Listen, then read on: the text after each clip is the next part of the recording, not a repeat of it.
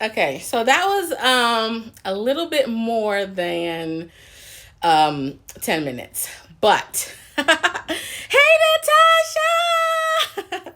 Y'all, I feel like I am getting a degree in broadcasting with all this stuff that's going on right now. So I was like, I got until 4 o'clock to do this thing. So we are going to go. Hey boo! Hey Laura! Oh, I love my peeps. Y'all are so supportive. Okay. So I've been running around like a mad woman today. We had the opportunity to do a small like church gathering today, and the extrovert in me was like, people,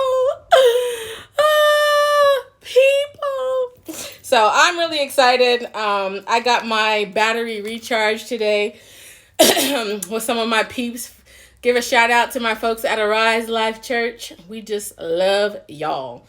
So I am super excited, guys, to do this Getting to Know You challenge. Like I said before, like this is probably one of my favorite things to watch on like other people's YouTube channels. Like it literally will be people like I don't even know and don't even follow, but like they'll be like Getting to Know You challenge, and I'll be like, because I don't know, I just like to get to know stuff about people. So I have a list of, it looks like 13 different questions from various different people. If you sent me your question anonymously, I'll try not to put your name out there, but for those of you who like, you know, put it publicly out there on my page or whatever, like we are gonna go ahead and say thanks for your questions up front. So I hope y'all are having a fantastic day. So we'll see how long this takes, but I promise you it's going to be longer than 15 minutes. This is why I decided to do this live. So, all right.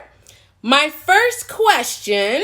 Okay. Oh, I wanted to kind of preface this. Like I got personal questions. I got Christian walk questions. So this is going to be like a hodgepodge of different ones. So just be prepared for whatever. So, you know, when I launched my page, like I really just felt like the Lord was saying, you know, make this like the types of conversations that you have with your girls, the conversations that you have with your friends.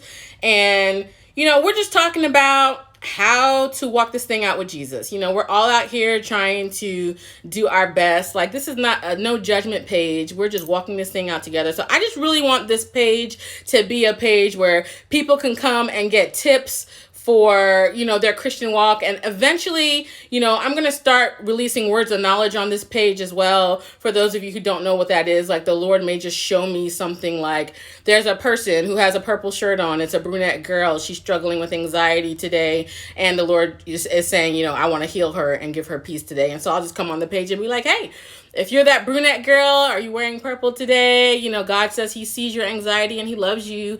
And, you know, he wants to heal you of that. That might actually be a real word of knowledge. Like I really just got that in my spirit. So, you know, if that's somebody, receive that word. So we're going to be doing things like that too. So welcome to my page. I really feel like the whole theme is going to be like walk the talk.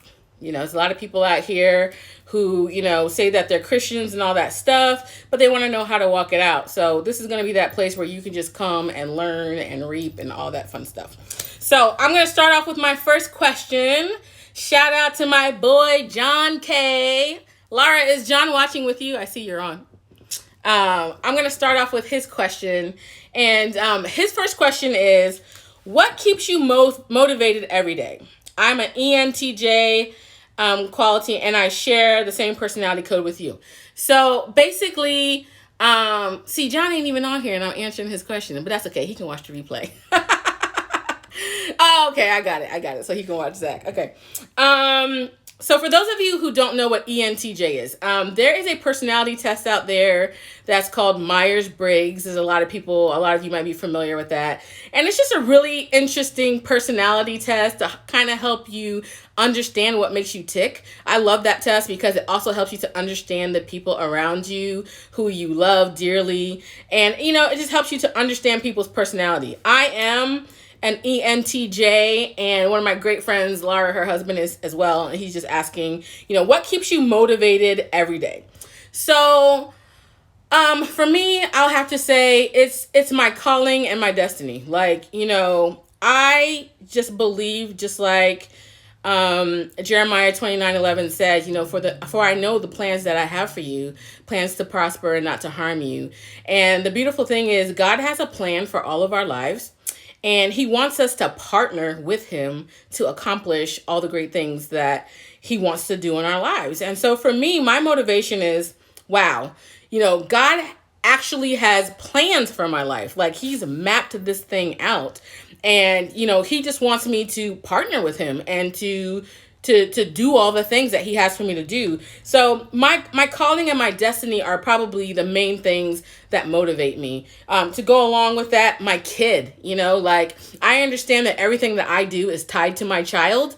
And I'm very jealous for his future. Like, I want him to be the best version of him. I want to set things up for him. Like, you've heard that expression, people say, I want my ceiling to be his floor. Like, you want the people coming after you. Like, you want your ceiling as high up as you went to be their floor. Like, that's where they're beginning and they're walking their calling to accomplish, what God has for them. So, like, that's a big motivator for me. Like, he has a plan for me.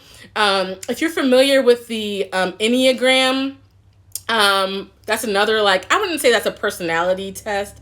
I would say that's more, I think the way they explain it is it helps you to understand your core motivation, like what makes you tick and what makes you do the things that you do. So I just discovered this year that my Enneagram is number 7, and that Enneagram description is we're the enthusiasts. We're those people who are like really excited about life.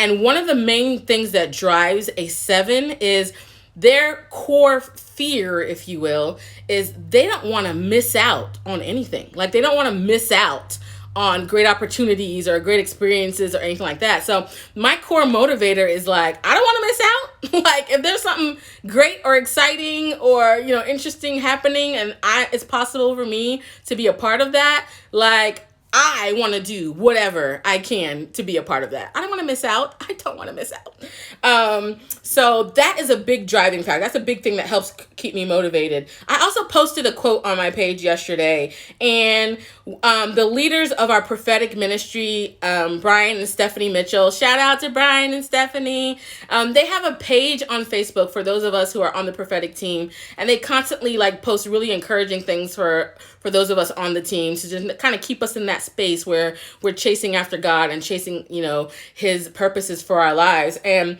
I kind of stole the quote that I posted yesterday from their page on Facebook. And the quote was, Christians who live out who they really are cannot be crippled by the opinions of others. They no longer work to fit into other people's expectations. They burn with the realization of who the Father says they are. And that's a definite thing that keeps me motivated as well. Like, once he has explained to me who I am and what he created me to do on this earth, like, that's what I'm about. That's what I'm focusing on. There's a scripture in the Bible that says, you set your face as flint. That means like I'm I'm focused on this thing and I'm not going to be swayed. And that's kind of how I am. Like, when God shows me what the goal is, what we're going after, I ain't got time for anything else. I don't have time for other people's opinions. I don't have time for other people's opinions of what I should be doing. Forget all that. He showed me what I'm supposed to be doing, and that's what I'm going to do. And unfortunately, if you don't agree with it, you don't line up with it, that's quite all right. But guess what? I'm going to do what he's calling me to do. Because at the end of the day, when I'm standing in front of the pearly gates, he's going to be looking at me, and I'm the one that's going to be held accountable. Did I do the things that he called me to do?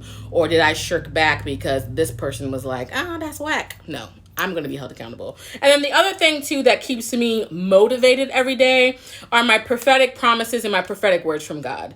We're going to touch on this later on. I am really big on, when people prophesy over me, I record it. I am that girl, like, my phone is in your face. What? The Lord says you have a word for me. My phone is in your face. And I'm recording what you're saying. And then I'm going to go back later and type it out, and I'm going to focus on that. The enemy is all about encouraging us to want to quit. I ain't the one. And one of the things that keeps me going when, I'm discouraged, I go back and I read those words. Hold up. Who did he say I am? What did he say he has for me to do? Okay, so we gotta, bind up all the discouragement and all the negative, thought patterns, and I've got to refocus on what he told me. So those are the things that keep me motivated. My calling, my destiny, my kid, going after who he says I am, and then the promises and the prophetic words that he spoke over me. So I hope that answers your question, John, when you go back and listen. And then I think the second part of his question was, how do you discipline yourself to get up early and to spend time with the Lord? So that question actually made me laugh. Get up early. Well, what had happened was, there's two definitions of morning people. So I'm just going to put this out there. There's two definitions of morning people. There are the people who like to get up at the crack of dawn and sip their coffee at like 3 o'clock in the morning, 4 o'clock in the morning, 5 o'clock in the morning to just kind of get themselves ready for the day. There are people who enjoy that. They love getting up at like the quietness of the day and they sit there and sip their coffee and have time with the Lord. And I think that's great. If you're one of those people and that's your definition of morning people, I'm not in that category. No. Your girl likes to sleep in to the last minute. Like literally it's like, how long is that shower gonna take? What am I doing with my hair today? Like I'm planning it out and I'm like, I will need 12.2 minutes to be ready. So in my mind, I gotta wake up 12.2 minutes before I gotta get in the car and go. Just being real. But the other definition of a morning person is the people who, as soon as their feet hit the ground, like they're on. Like their personality is in full swing. They don't have this 5-minute or 30-minute where they have to ramp up and get their energy and then they're on. So I'm the second definition of morning person. Like the second my feet hit the floor, no matter what time that is, if I have to catch an early flight, like if it's 4 o'clock in the morning, then I hit the floor and I'm like, wow, ready to go. If that's 10 o'clock, wow, ready to go. But I'm going to say just naturally, I'm not that person that likes to get up at the crack of dawn. But something kind of shifted with me in 2020. Actually, it started in 2019. So the Lord kind of came to me and he was like, listen, daughter, I've got some really amazing things that I want to do for you in 2020. But listen, this kind of goes back to the partnering with him that I was talking about earlier. He was like, if you want to see radical miracles, you're going to have to make some radical changes. And I was kind of like, dog, okay, well, what's that mean? What kind of radical changes he's calling me to do?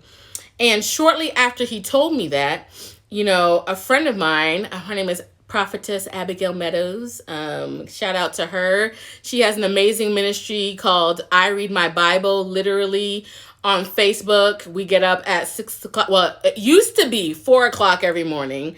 And then I think a couple months into the year, we switched it to 6 a.m. But all 2019, the folks who did that, they just basically have a chronological Bible that they, a Bible that has a read through the year system where it has the date and the scriptures that you read. And they have this chronological Bible that they read through. The group that did it in 2019, kudos to them. They were up at 4 o'clock in the morning every single day. When I jumped on in 2020, I think, and correct me if I'm wrong, Natasha, I think it was for about a month and a half or maybe 2 months, we did that 4 o'clock thing. And then the Lord put it on Abigail's heart to switch it over to 6 a.m. And so we've been doing it at 6 a.m. since. But for me, as far as how was I disciplined to do that? My motivation was, God told me if I wanted to see radical miracles in 2020, I was going to make radical changes. So at the end of 2019, I happened to be watching a Facebook Live with my girl Abigail Meadows, and she just announced, hey, we're going to do that I Read My Bible thing again. We're going to start at 4 a.m. And she showed us a picture. Matter of fact, I have it here. She showed us the Bible that she was going to be using. And the second she announced it, I just knew, I felt it in my spirit. God was like, that's one of your radical things. That's what you're going to do in 2020. And I was just like, oh my God. 4 o'clock in the morning, Jesus. But, I picked myself up and I did it. And honestly, it was one of the biggest blessings. It still is one of the biggest blessings. We've kind of been on a little bit of a hiatus due to a lot of stuff going on with COVID. But, we're going to be back in action here anytime soon. So, again, how do you discipline yourself to get up early and spend time with the Lord? I really have a theory that, like, there are things in life that are going to be hard to do, but there's going to be two things that really drive you to continue doing those things: the benefit that you get from it and the enjoyment that you get out of it. So, like, let's just use the analogy of working out. That's a simple one that all of us can relate to. When you're working out or you come up with a new workout regimen, if you don't enjoy what you're doing, you're going to quit. Point blank. You just are. That's why people be having New Year's resolutions. The gym be packed out in January. Come February, March, taper off until the regulars are there in the middle of March or whatever. Like, that's how it always works. So if you're not enjoying what you're doing, it's not going to work. Like, for me, I'm that girl that I'm not going to be running on the treadmill. You're not going to catch me on a stationary bike. What excites me when it comes to working out? Get me a Zumba class. Get me one of the group fitness classes. And that's probably part of my extrovert personality. I want to be with people. I want to be doing it together. And so that keeps me motivated because why? I'm enjoying it. The second thing that I feel keeps people disciplined to continue doing things that are difficult is if you don't see any results, you're also going to be tempted to quit, right? So, for me, I have seen a tremendous amount of fruit come out of this I Read My Bible program. And so for me, it's like, I get so excited, like, man, the Lord just, revealed something amazing to me the day before. So, like, I'm hungry for it. Like, I want to come back and get up again at 4 o'clock in the morning because yesterday was so amazing and I got so much revelation on my life that, I can't quit. I got to keep doing this. So when it comes to, like, discipline and stuff, like, those are going to be the two core motivating factors for you. It's got to be something that you're getting legitimate benefit out of, and it's got to be something that you enjoy. So you kind of got to figure out, like, what are those things that you enjoy and find something that works for you that is going to give you the results that you want. So, John, I hope that answers that question for you. Now, this question, I think this one might have come from you, Lara. How do you discipline yourself to record every single word you get, no matter if it's convenient or not? Okay, so I got a little story that goes along with this one. I kind of had to learn the hard way. And once I learned the lesson the hard way, I was determined to never, ever repeat it again. So this testimony goes back to, like, probably 20 years ago. I was working someplace and the Lord connected me with an amazing woman of God. And this was the first time, I don't know if you guys ever experienced, you meet somebody and upon meeting them, you're like, wow, there is something really different about this person. Like, you just want to be around them because you're just like, what is exuding from them? Like, I need to have some of that in my life. And what I discovered, because at the time I was at a church that they didn't really speak a lot about the prophetic. They weren't talking about, the gifts of the Holy Spirit, that kind of stuff. And this girl was just exuding just Holy Spirit. Like, every word out of her mouth was prophetic. Like, it was like nothing I had ever seen before at that time. And so she invited me out to come to this Bible study class that her church was doing. It was by this lady named Khadijah Richardson. And matter of fact, I'm still connected with her on Facebook. And this class I'm about to tell you about, she's about to launch it again. Matter of fact, it was supposed to start back in the beginning of April. But because of everything going on with the craziness in the world, she had to cancel it and probably will reschedule it. But this class was so good. Like, y'all, no joke. I took it 20 years ago, and I'm so excited to take it again. It's a spiritual gifts class, and I'll give y'all deets about that later. But anyway, I go to this class. And while I'm there, again, I'm new to all this prophetic stuff. Like, I had no idea, I get there to the class, and this lady in that class comes up to me, and she gives me a prophetic word.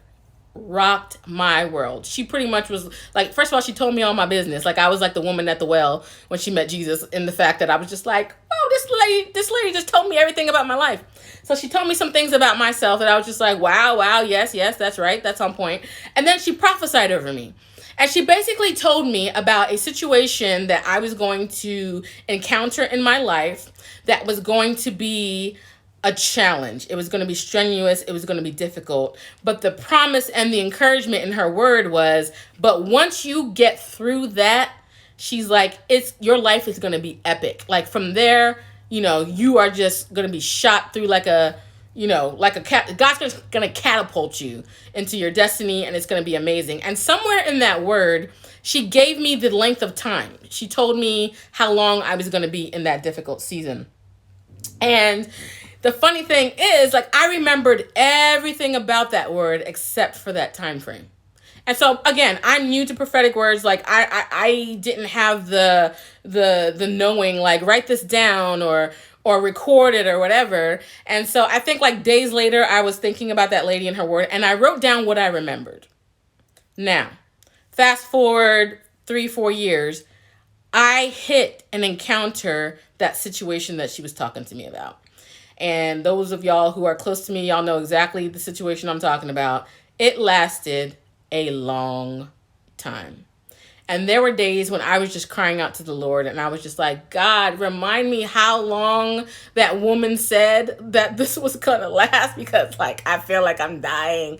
And, for whatever reason, the Lord never really answered my question, and I went through a crazy, ridiculous, difficult season.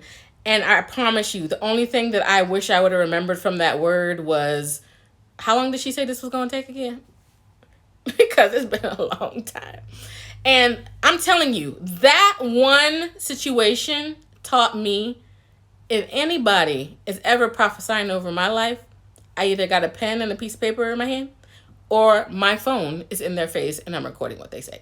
Because, I don't want to ever encounter that again. Like, the word of the Lord is living, breathing, and active. And when he prophesies over you, he's prophesying over you for a reason, to give you strength in the now or in the season that they're prophesying for. And so I went through that entire difficult season. Praise the Lord. It's over now. And everything that she was saying about how it was going to be after it was over is actually taking place in my life right now. But oh my gosh, I have never in my life wanted to time travel and go back and find that lady and be like, how many years did you say this was going to be? Like, help me, please.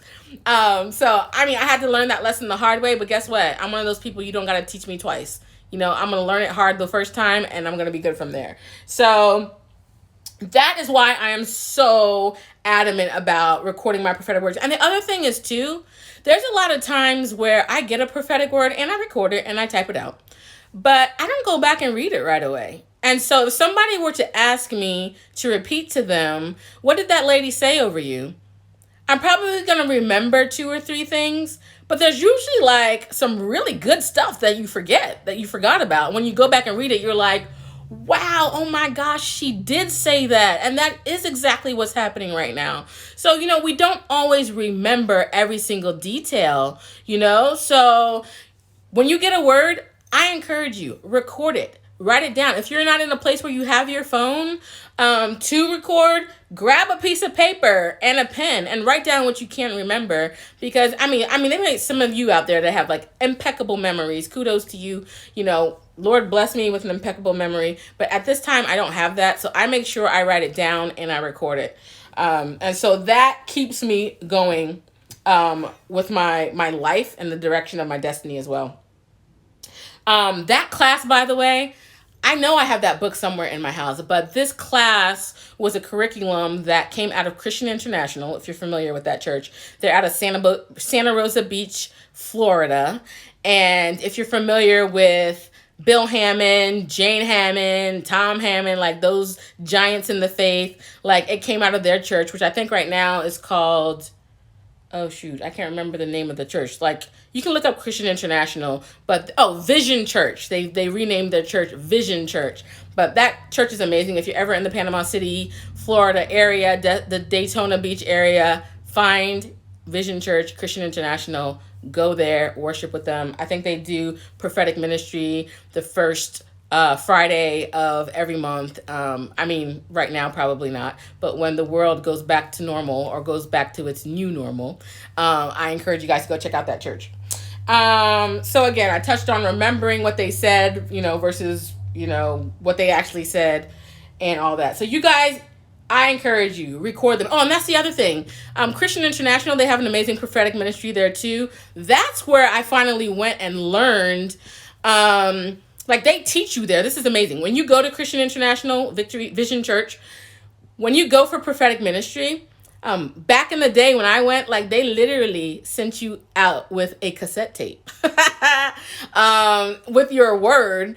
And they would, before you even went in to get your word, they would tell you, hey, we're going to seek the Lord on your behalf. We're going to give you a word of encouragement. It is your job to take this cassette tape home, play it, type out the words that have been spoken over you, and war with these words. Meaning, just because a prophetic word is given to you doesn't mean it's automatically going to happen. It's your job to partner with God to bring it to pass. And if you don't remember half of what it said, then how are you going to war for your destiny? You know what I mean? So I encourage y'all, write it down or get it recorded on your phone. These days, it's on every phone has a recording device. Back in the day, I literally had like a little recording device that I walked around with because I wasn't playing around with my prophetic words. So thank you for that question, Laura. What'd you say here? Ha! Sounds like a road trip. Yes! I missed the beach. Lord Jesus, heal our land, heal our nation, heal the world. Heal the world, make it a better place. Sorry. I like to say that I have like musical Tourette's, like everything reminds me of a song, and so, yeah. Okay, so this question is from Joyce, my girl Joyce. So Joyce is going to bring us on a lighter note here. So she was like, what is your favorite thing to do to relax or for self-care? So I'm going to be really honest. I'm a type A, and I've expressed that before. Relaxing is not my strong suit. And I can confess to you guys, the Lord has told me that I'm in a season of rest right now. And like half the time, I don't know what to do with myself. Like for a lot of people, they'd be like, hey, God said rest, But for me, I'm just like, I'm so used to just doing, checking off the task list. Like it's very hard for me to rest and relax. So, I'm learning, but here we go. Favorite things to do to relax for self-care.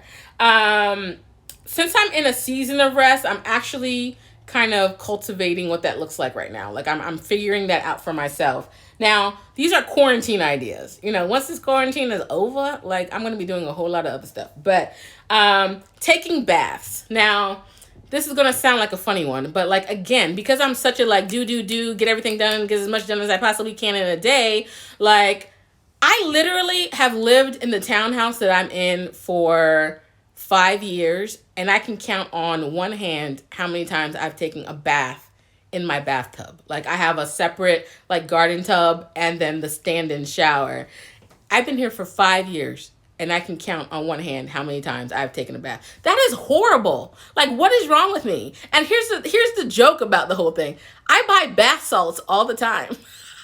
I buy bath salts and bath bombs all the time. And so I just have like this humongous pile of these things, and I hardly ever use them. It's so ridiculous. Like literally the last time I took a bath, I like put like 3 of them in there because like to make me feel like, yeah, I'm using them up or whatever. But so I would say taking baths, that's like my new thing that I'm trying to do. And this sounds so simple, but I've done a few videos from my back porch. Like I'm never outside. I have like a little, table, umbrella, chair. Like I'm never out there. And again, I've been here for like 5 years and I'm never out there. So I'm like, I took a picture yesterday. I was just having some quiet time outside reading my Bible. Like, I was like, I enjoyed it so much, like basking in the sun, just very simple, basking in the sun, reading the word out there with like, a cup of water, whatever. So I'm trying to do my best to like do that kind of stuff too. Now, after this quarantine is over, and that will be soon in Jesus' name, hallelujah, please God.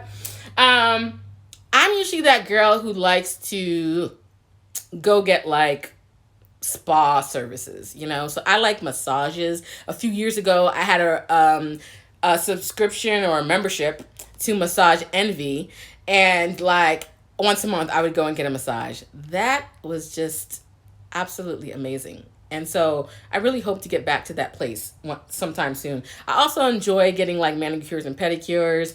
Also, those are things that I'll get back to after this quarantine is over.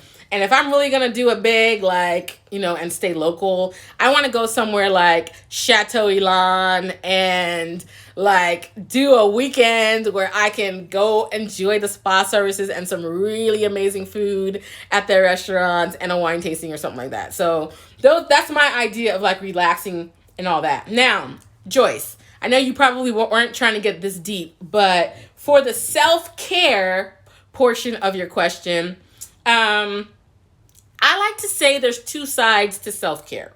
There are the things that you do to bring life to your soul, and then there are the things that you have to sever, like you have to sever the things that bring stress and death, okay?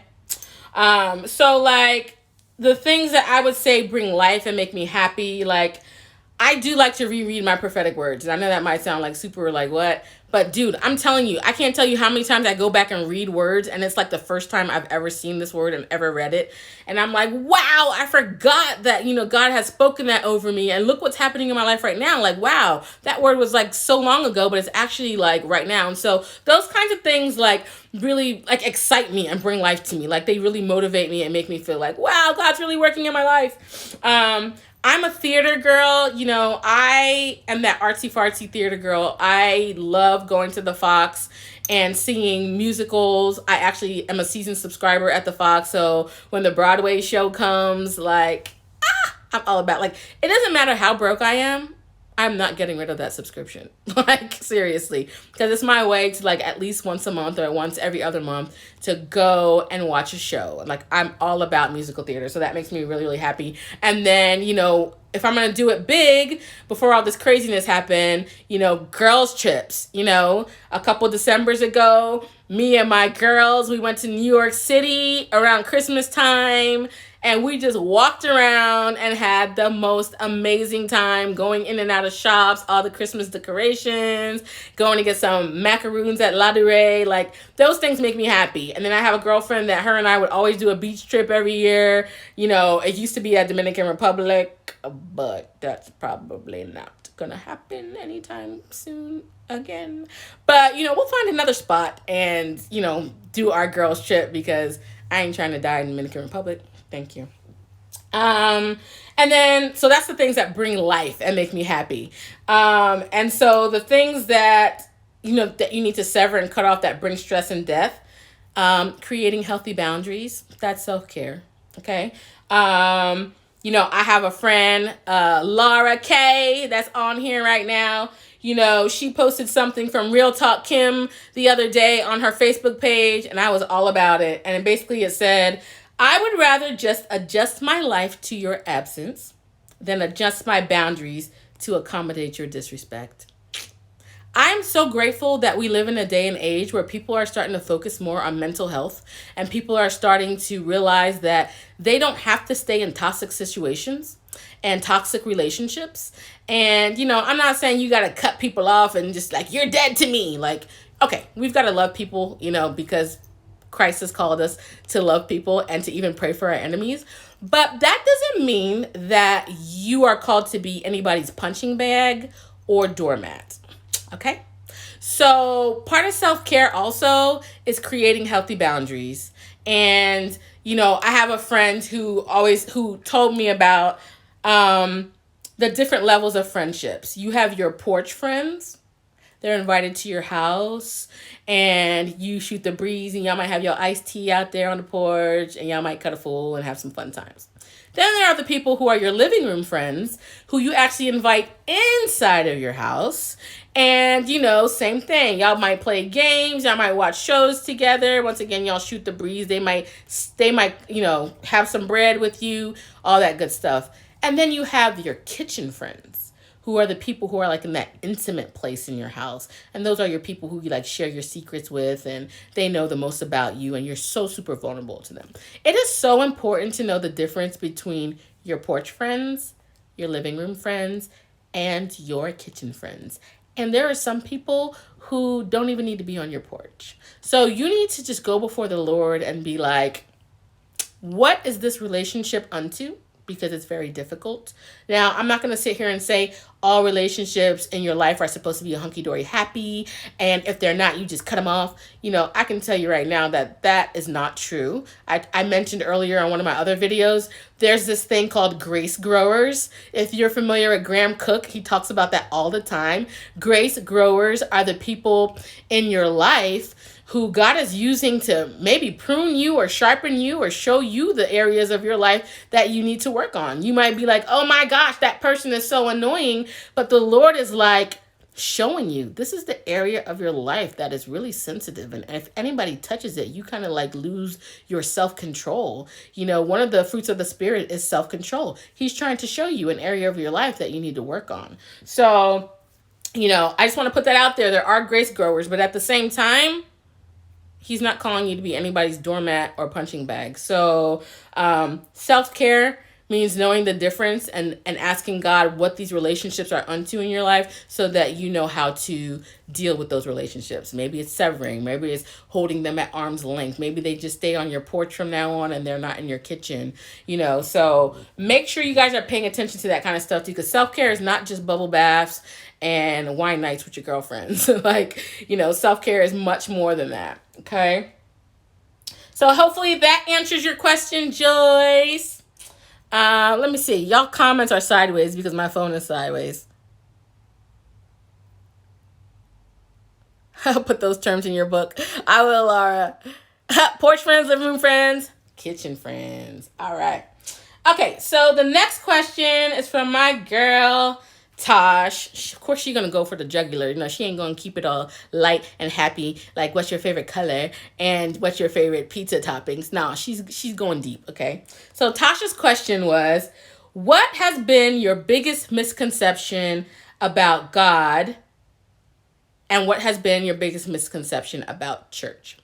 Okay, so, you know what? Yeah, okay, never mind. I'll go back to that. So basically, this one was a deep one that I had to think about. And I'm sure that the more I think about this question, the more I'm going to have to share about it as well. So this one is still kind of like in the making. But I would say that growing up, I grew up in a very legalistic type of church. And what I mean by legalistic, I'm talking about extra rules that people make up that aren't necessarily found in the Bible. Like people just like to add extra things.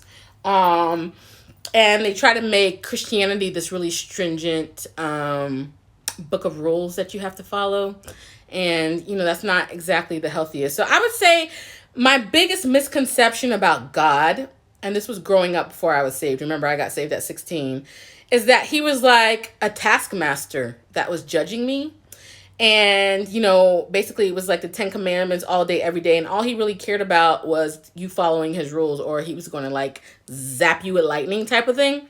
Like I said, the church that I grew up in, it was like very legalistic. Like you can't wear earrings, girls should not be wearing pants. And so because of all of that, I really just kind of felt like a number in the system. If that makes sense. Like we were all supposed to be like these carbon copies of each other, and we were like these robots, and we just had to follow the rules so you didn't get taken out. And so to me it was like, just follow the rules and hope you make it. Like that was really what Christianity was all about. So that's a lie. All that, everything I just said, like that's a lie. That's not who God is at all. After I got saved, and, I shared in one of my earlier videos about, my salvation experience, like, I discovered God the Father, who loves us. And, like, he cares about us. Like, my view went from being, like, another number, another robot in this, like, church life, this Christianity thing, to, like, seeing he created me. Like, picture, you baking something in the kitchen, and if you get creative with your cooking or your baking, like you're like, ooh, what do I want to put in this one? For example, like a pizza, you could do like 5 million different types of pizza. Oh, I'm gonna do just spinach and chicken, or oh, I'm gonna do some buffalo sauce and some chicken, or oh, I'm gonna do just vegetables, or oh, meat lovers. Like, he took the time to very specifically create you exactly the way that you are. And so I finally discovered, like, not only does he see me, like, he created me just exactly the way that I am. And like, that changed everything for me. I also grew up in a family where it was like, you remember that song in Sesame Street? So this is for the older folks, okay? One of these things is doing their own thing. Three of these things are kind of the same. And so I was that thing that was doing their own thing. Like, my mom and my siblings all had the same personality. They were homebodies. They didn't like to go anywhere. And then there's me, the outgoing, like, enthusiast. Like, I was involved in every school event. I was in chorus, I was in band, I was in, like, you name it, I was part of it. And they all just kind of looked at me like, why do you always have to be out doing stuff? I always felt like I was broken, like something was wrong with me. Like, well, why is it that I enjoy being out with my friends? Like, they like to stay at home and do nothing. Like, why can't I just be like that and just be at home and do nothing?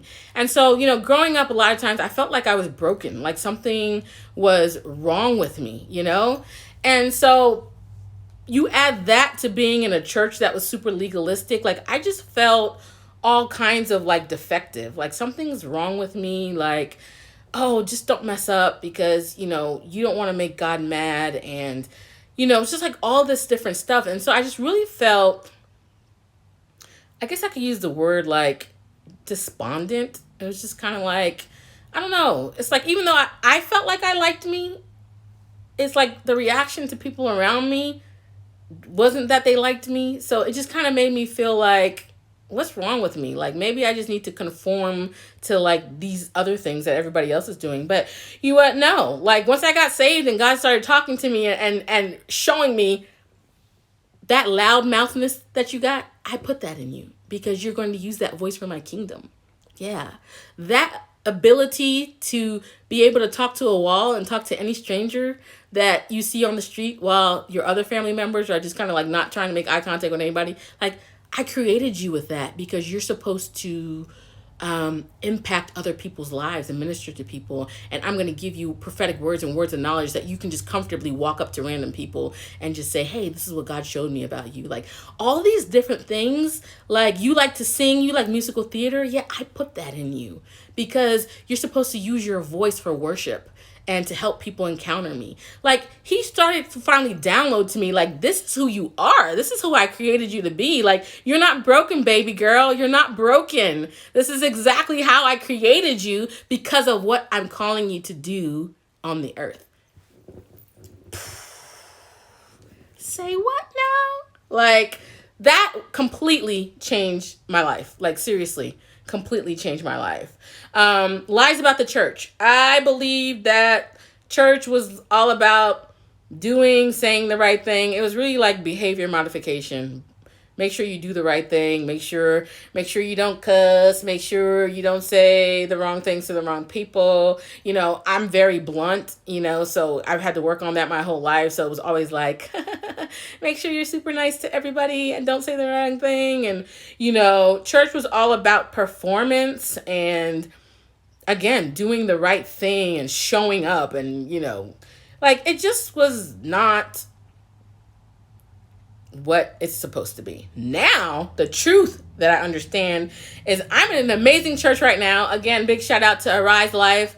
Like, we're all about equipping, empowering, and sending folks out to do what God has called them to do. Like, I'm part of a church that sees people. Like, you come into our church, like, people love on you, first of all, because that's what we're supposed to be doing at the church. Then they try to help you identify, well, what gifts did God put in you when he created you? We help you to identify those things, and then we help to equip you to do whatever it is he's calling you to do, and we send you out to go do, like, go do you. Be the best version of you there is. Like, that is what my church is all about, and I absolutely love that. I have a friend of mine who came to a Dream Academy that we did one time. It was called the Dream Academy. They challenged us to write down 100 dreams. 100 dreams, things that you wish you could do, hope you could do in this life. And I have a friend who came out to one of these Dream Academies, and while she was there, God downloads to her this entire business idea. And now my girl is out here selling candles, selling shoes, selling t-shirts. Right now, she's over there in her little laboratory coming up with new products to release to people. And I'm just like, wow, God put that in her. That's a dream that he implanted in her. And so when she came to the intersection of what am I doing with my life and this Dream Academy at Arise, like, God was able to meet her there and download to her, like, this is what you were created to do, and watch how I do it through you. She didn't have to sit there and wonder anymore why she's sitting in a Monday 9-to-5 job, hating her job function, and just being like, there's got to be more to life than this. She was right. There's more to life than this. And she was able to come to a church that was able to pull that goodness out of her, and or at least help her to figure out what that goodness was and to go do what she's supposed to be doing in the world. And it's amazing. And, you know, that business is Valeria McAlpine. Go check it out. I think it's like ValeriaMcAlpine.com. I can put the link to it at the bottom of this, but go check out her products. My girl is out there slaying it because God spoke to her heart and gave her a vision about a business. Like, this is the kind of stuff that God does, y'all. And you should be in a church that's helping you to be the best version of you as possible. So, I think that answers all of that. Equip, empower, release. If you're not in a church where you feel that you're being equipped, empowered, and released into what God is calling you to do, then maybe you want to pray about where you're at and see if God leads you elsewhere. So just put that out there. Some of these questions I really haven't had time to really think through, so like give me a minute on some of these. This one's also from my girl Tosh. She said, what are some things that you won't take for granted once we are past COVID and quarantine? Y'all, I will never take for granted people.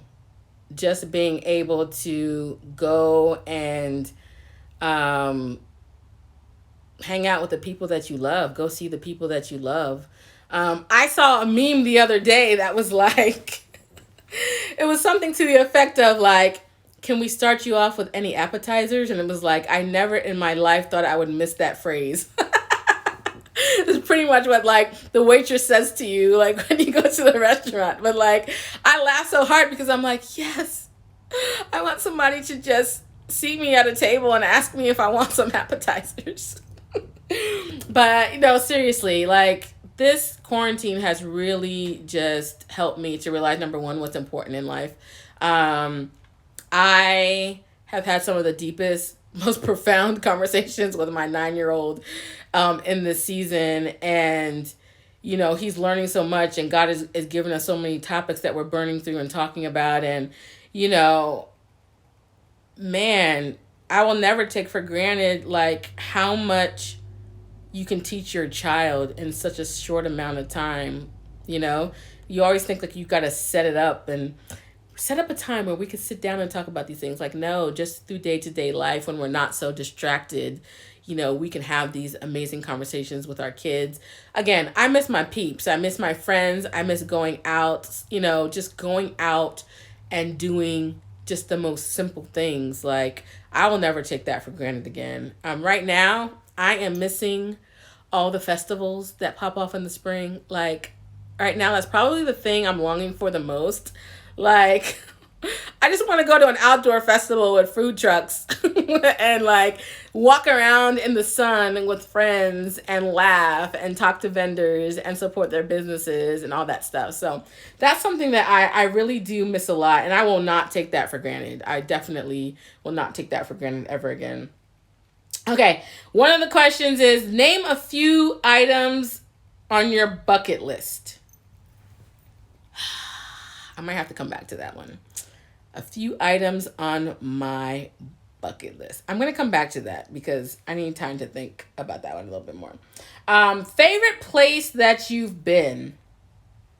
You know, I have a friend of mine. We used to go to the Dominican Republic like once a year. And, you know, that resort that we used to go to, I'm not going to name it because unfortunately that resort has been in the news for some really bad things happening there. But that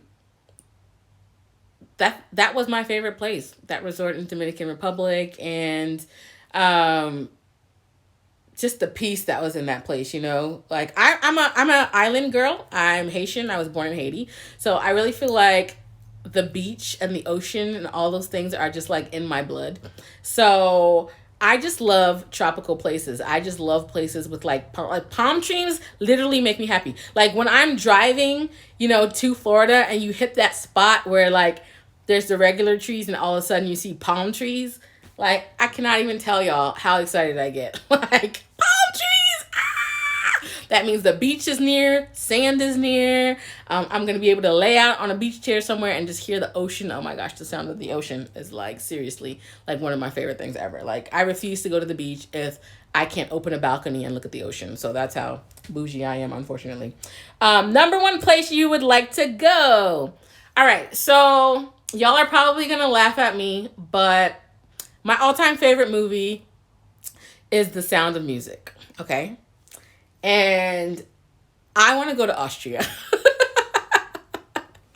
I want to go to Austria and just walk around and sing, "The hills are alive with the sound of music." And I want to walk around in the streets and sing "Doe a deer, a female deer, Ray, a drop of golden sun," while I circle the little fountain. Like, I know my girl Fernanda, if you ever watch this, like, you feel me, girl. Like, we want to go live our best Sound of Music life in Austria. And that's definitely like one of the places that I definitely like to go. So maybe one day in the future, that is one of those trips I absolutely have to do with somebody who's a Sound of Music fan too, because I can't just like have somebody staring at me going like, what is she doing right now? It has to be with like other Sound of Music fans. What did she say? All right. So, next one. What would you tell your 16-year-old self, knowing what you know now, and given how your life has turned out? That's another deep one too. So, this one I actually had some time to think about. I think it's very interesting that Tasha picked that number, 16-year-old self. Because a few days after I turned 16, my family moved from everything that I grew up and everything I knew in Philly to Atlanta. And that was like a seriously traumatic time for me. Like, it really was. And, you know, even though most people know me to be outgoing and have a bubbly personality, when I landed here in Kennesaw, Georgia, and went to high school at North Cobb High, I feel sorry for the people who met me initially because, like, I was not happy. I had a chip on my shoulder. I did not want to be there. I could not believe that I had parents that would uproot me the second semester of my junior year in high school and move me to a different state. I just wanted to stay with my aunt, uncle, or any other friends, you know, and just graduate there in Philly with all the people that I grew up with. But, you know, my parents weren't having it. They were like, no, you know, you're moving to Georgia with us. And that was an extremely difficult time for me. And, like, my grades suffered. Like, I was an AP student. I was like straight A and B students. Like, my grades suffered. Like, I was getting D's. Like, life was just, you know, in my teenage world was just like horrible. You know, it was just really, really bad. And, you know, the crazy thing is, when I got here is when I got saved.